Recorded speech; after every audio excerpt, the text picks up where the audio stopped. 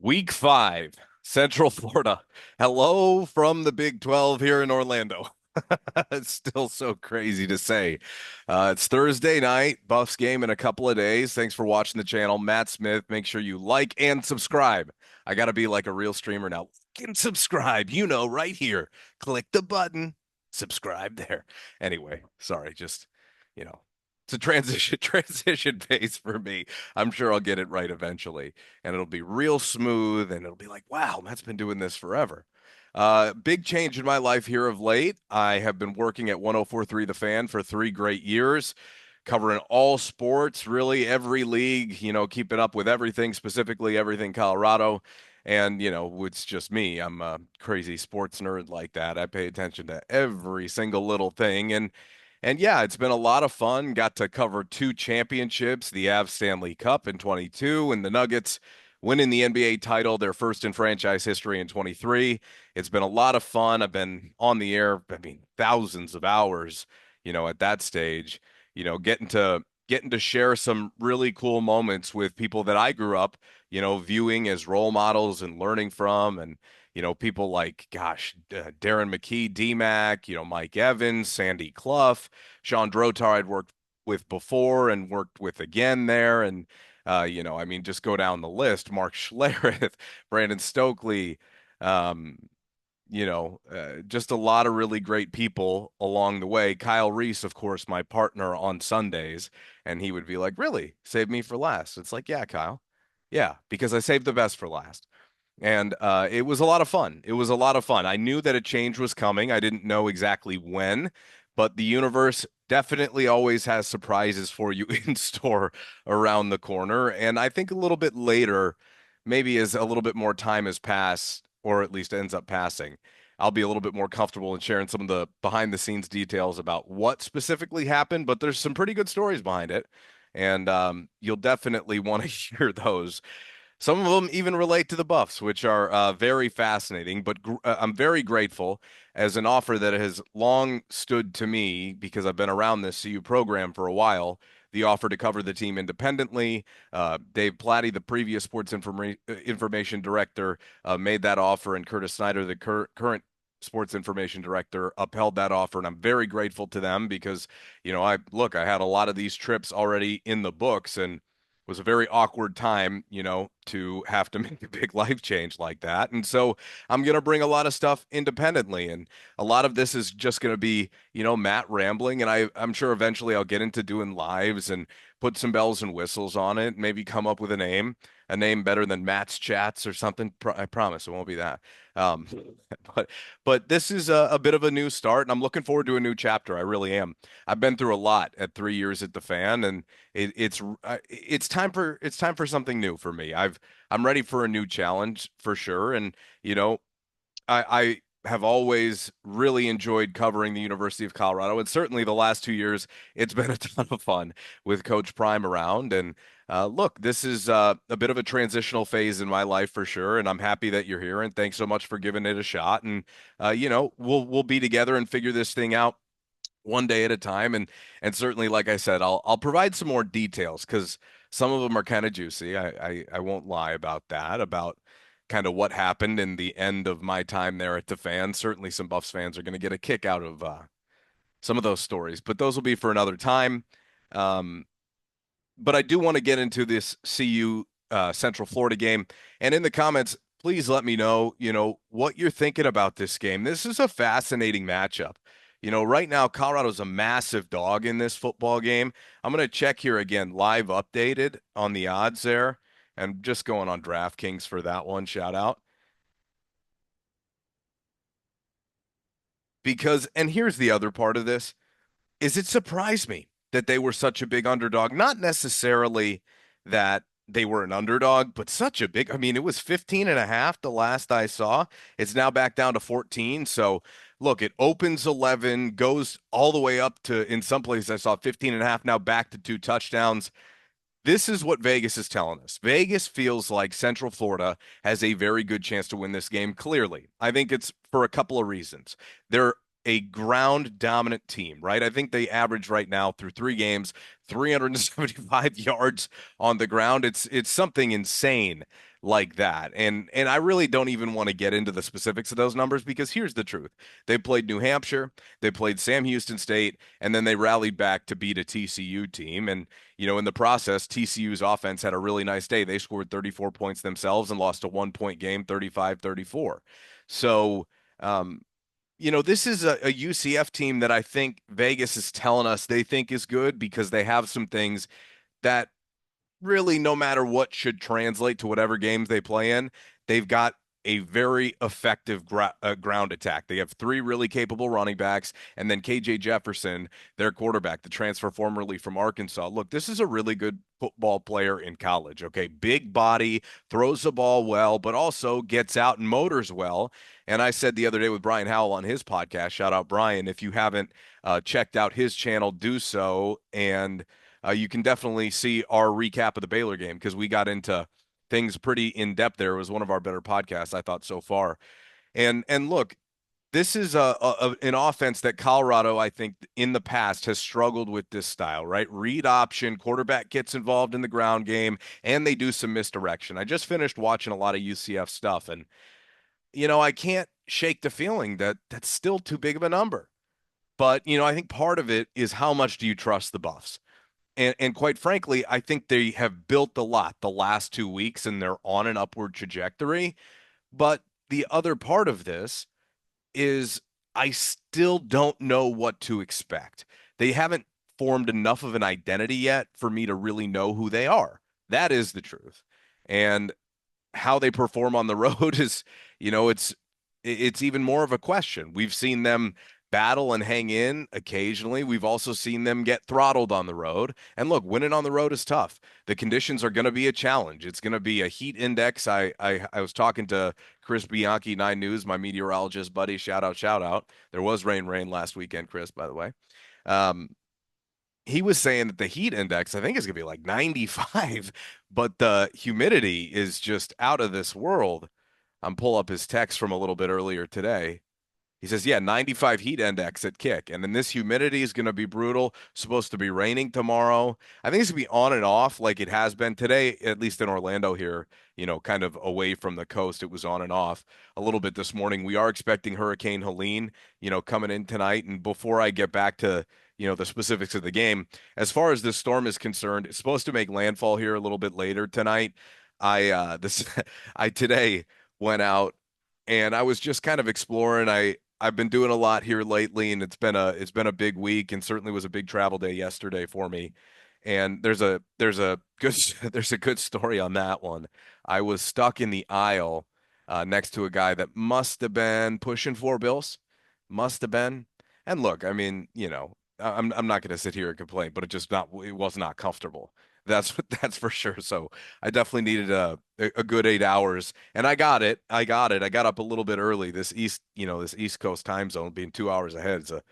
It's a bit of a transition, but I went out today and I got myself a little haircut, and then I went and I was like, you know what? I was thinking about maybe, doing something fun, maybe going to a theme park, but didn't know what the rest of this day was going to be like. And so I said, you know what? Let me just go drive out to the ocean. I'm a big water guy. And so I was like, yeah, you know what? It's like 3:30, 3:45. If I leave now, I should be okay because it's not supposed to hit till a little bit later. And so I say, all right. And the barber today gave me a recommendation of a better beach to go to. I was gonna go to Cocoa Beach. He's like, nah, don't do that. He was like, go to Cape Canaveral or go to gosh, what was the other name of the beach he told me to go to? It doesn't even matter. Something or other. The point is I never made it.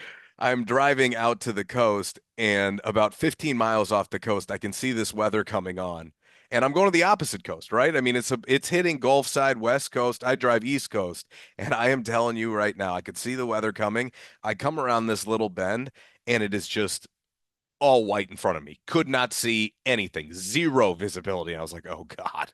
I didn't think it was going to be that bad. It wasn't supposed to be bad at all on the east side, but then, I kind of went and looked, and there's just a lot of activity. And obviously it's a hurricane, but um wasn't supposed to be that bad.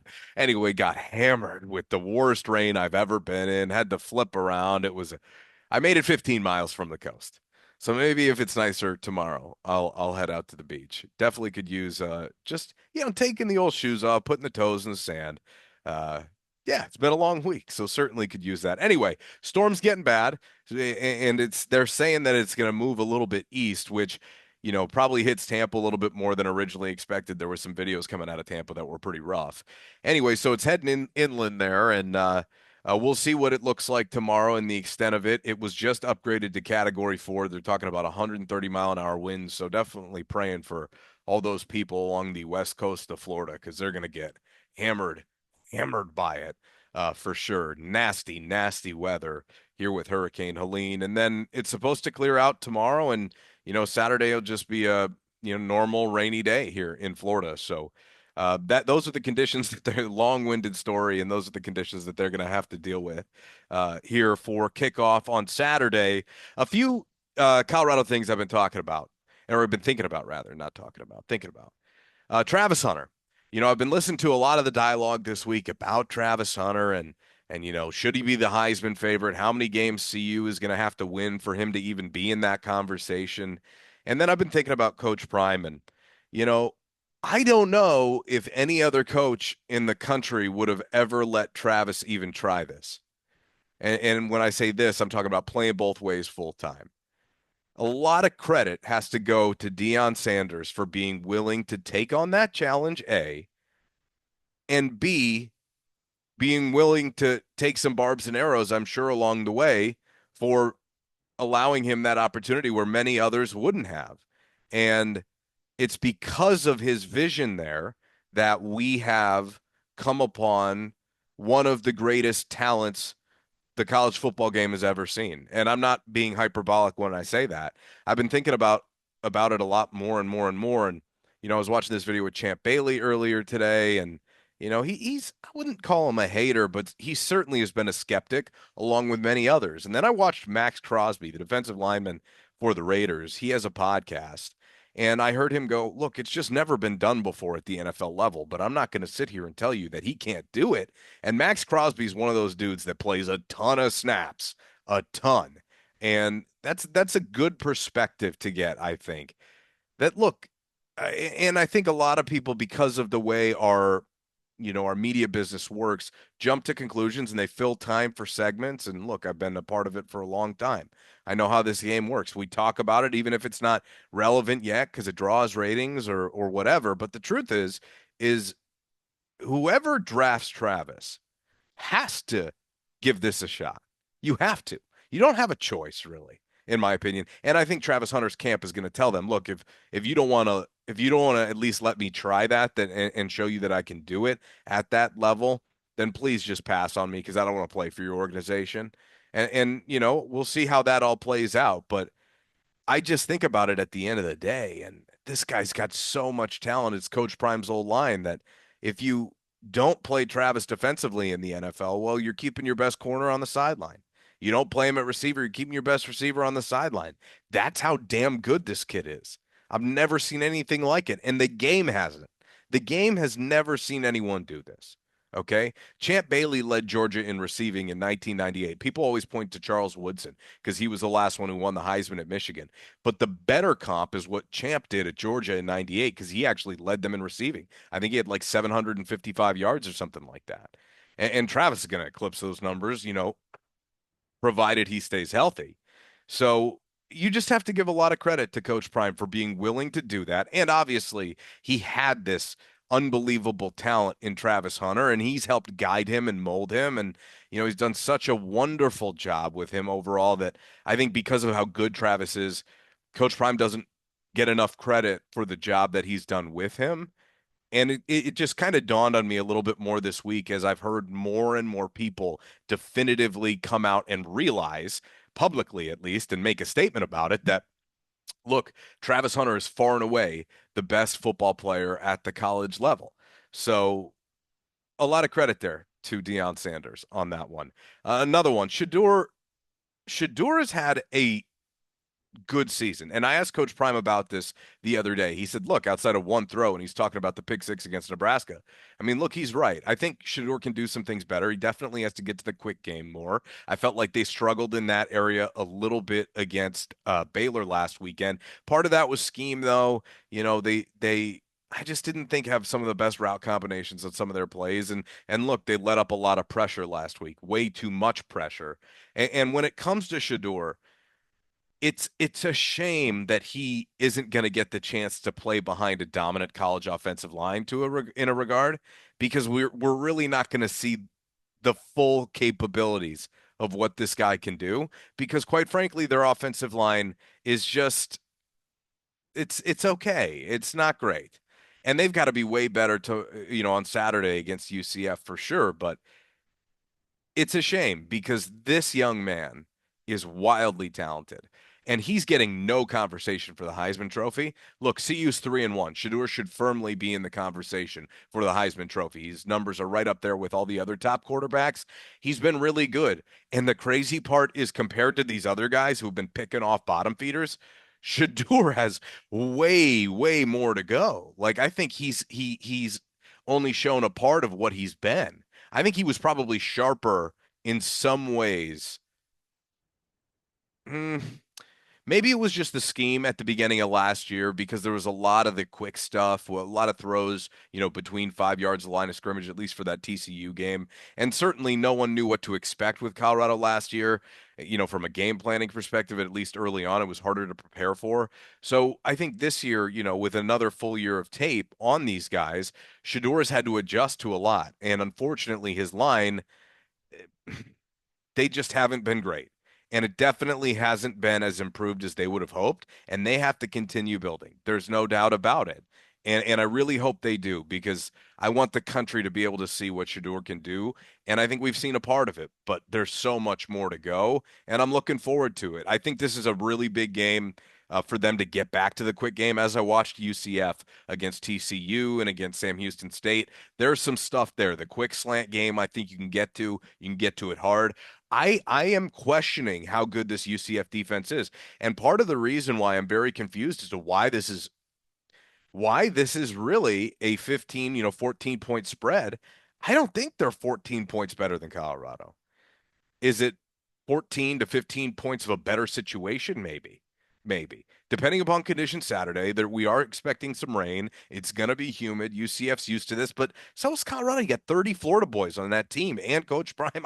I don't think that, and they got here Wednesday. They got here a day early. I don't think humidities or anything like that is really going to have that large of an impact on the game. And we saw last weekend against Baylor, unless for some reason you get some crazy Florida rain down here, I think they did fine. I didn't even think the conditions really made that big of a difference for them in that win over Baylor. The UCF misdirection, I spoke about that just a few moments ago.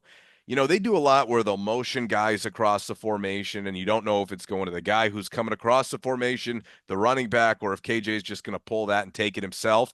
That's the stuff that I think Colorado could struggle with sorting out. Hey, where does it go? It's kind of like three card money, right? It's like, where is it? Is it here? Is it here? Is it here? Is it here? And if Colorado can sort all that out at the line of scrimmage, and I think that a lot of that is on Levante Bentley and it's on Nakai Hill Green, they've got a much better chance of slowing UCF's rushing attack down. Now, the one thing that I think, a UCF team with a quarterback who's as mobile and as big as KJ Jefferson can do is not only can he pull it and run with it, he can pull it and throw it. And they've been doing that, and they've been leaking the backs out in some wheel routes, and they've had some success with that. But Colorado's got to do a really, really good job of slowing down the run game to make those plays a little less effective. And I think they have an opportunity to do so, because the thing about it is they have to show up and play. And it's almost impossible to say at this stage which Colorado team is going to show up. I don't know. On the road, past results haven't been great. So it's tough to assume that, they're bringing their A game. It'd be nice to see that in a road game and an important step. They've stacked 2 weeks, and I think basically that's what Vegas is telling you. We're just kind of waiting, guys. Just kind of waiting for Colorado to show up with their A game on the road against a good team. And, I heard a lot of this week about Baylor. Well, Colorado still hasn't beaten anybody yet. They beat Baylor. Okay. I can't really disagree that much. I think that Baylor team's probably a little bit better than people are giving it credit for. They should have won that football game, oh, by the way. The story should have been about Colorado losing that game, but it was that amazing miracle play, that ties it and they win it in overtime because Travis is a freak. Um, but it's going to be about sorting out that noise at the line of scrimmage. How do you stop that attack? And then do you kind of put the brakes on UCF's offense? Colorado's defense has to show up in a big way just to give their offense a chance to win. Because I don't think Colorado's offense has been playing that great, and a lot of it is because of their offensive line play, which is a little bit better. They did enough to win, but last week it was more the plays that Shadur made. And I think it was even Dave Aranda, Baylor's head coach, after the game, who said, look, we should have probably had double-digit sacks. And he's not wrong. They probably should have had double-digit sacks last week. I think it was 8 was the final number, or 7 or 8. But my goodness, I mean, you cannot allow Shador to get hit like that. He's not going to continue bouncing back up if you do that for like the next 5 weeks. And in a game like this tomorrow, there's a real opportunity from what I saw on film for him to attack this UCF defense. And if Colorado can build off the run game the last 2 weeks, marry that in a little bit, keep getting more creative, use a little bit of motion themselves, and get the fake game going, get some play action back in the offense, and kind of mirror a little bit to a degree what UCF wants to do. Kind of shrink the game, right? Extend drives, keep the other offense off the field. That's going to be the name of the game. Time of possession. Can you stay poised? And look, I'm really looking forward to seeing the bounce house tomorrow. It should be very interesting to see. What kind of environment is that? I've never been to a game down here. Here it's a pretty loud one. Now I can't imagine that they're going to be intimidated by it because look, here's the truth. They played, in Lincoln. Nowhere, and that's like playing at a rock concert. That's what it felt like, at least. This can't be bigger than that. So from an environment perspective, sure, I'm sure it's going to play a factor with noise and things like that, but I can't see it being so overwhelming and crippling like it was against Nebraska, because I do think it was crippling to a degree. It was just intimidating, and it was a punch in the face. It was loud. And so you've got to be better at handling that this time around, and I think they will be. I do. I mean, it's what, like, 50,000, something like that. Nebraska's almost, 100,000. It's like 90,000. So it shouldn't really compare to that. Again, I think their defensive backs, their secondary is susceptible, and they only have one sack on the year. So if they're not getting, and here's the other part of that. If CU's offensive line, then I'm telling you, it's just, until they start proving it, they're okay. They're mediocre. They're below average to mediocre in my opinion right now. So unless that unit is better and you make UCF's defensive line look like all Big 12 D linemen, then that's a major red flag. That's glaring. That cannot happen.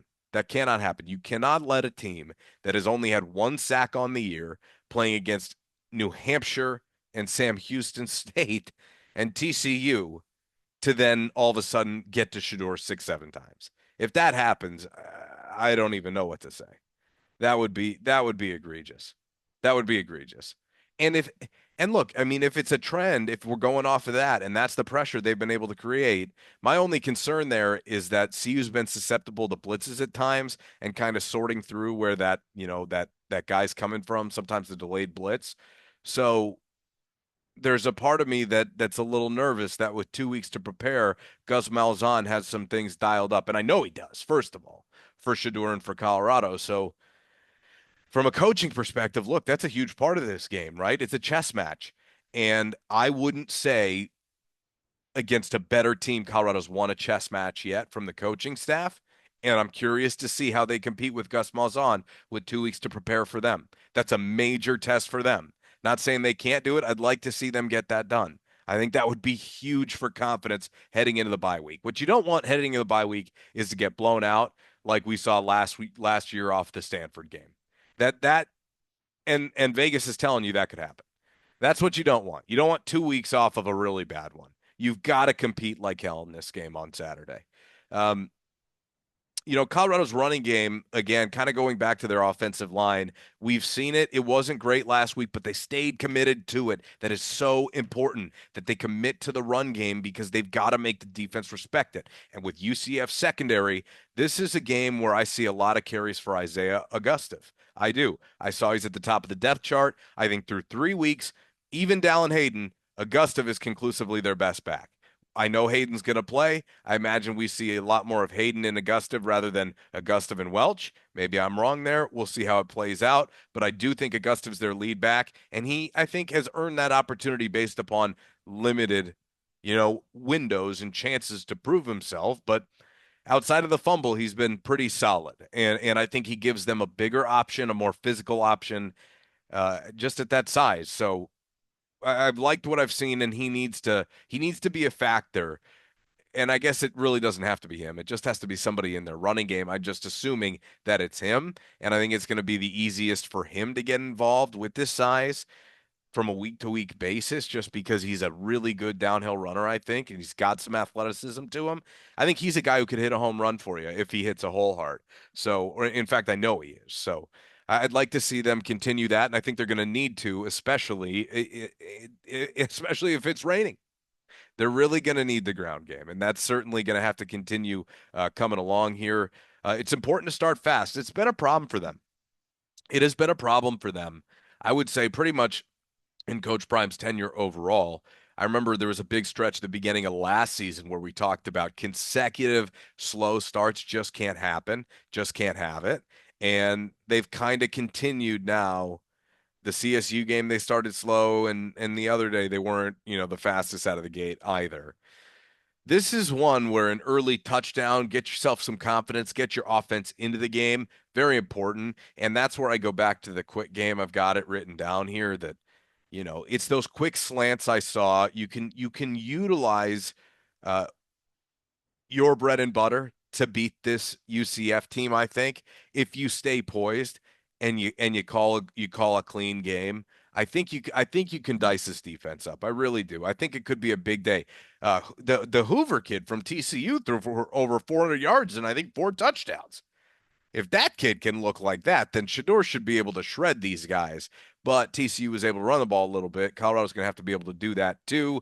This is just such a monster test. And so when I say that quick game and the quick starts, I'd be quick game early.